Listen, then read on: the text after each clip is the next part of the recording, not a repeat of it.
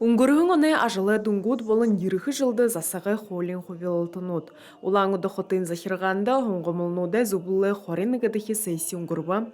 Сессия нын түрүүн Улаангуды хотын засаг дарга Игорь Шутенковы нёдондоны жылы тоосоты элитхилхэ ихитата. Удань байгши 2026 онда гадны ерөнхий 2 жылы туршуда хотын засагай хуулида ямар хувилтнууд оруулагдахып гыхын асуудылнууд хараалыгда. Монгол хамаалахын тулд өрөмнө мөнгө олохын хотымда ба хөлтнө гэсэв дихашингаад их болгох гэж нэ.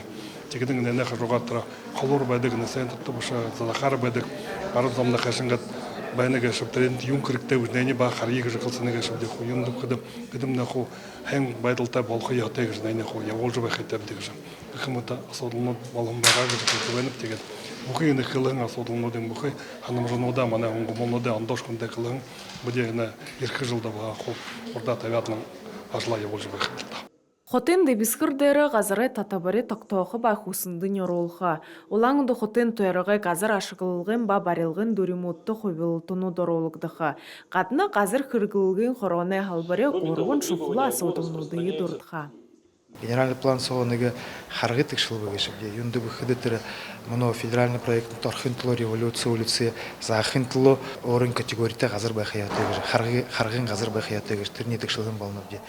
Тэгээд 106 кварталда 106 дэх кварталда их шинэ гэрнүүд баригдах гэж газар бэлдэгдэх байна. Тэр газрын категорийн гişлж генплан соо сэсэрлэг юмтай байх, социальный объект юмтай байх гэдэг.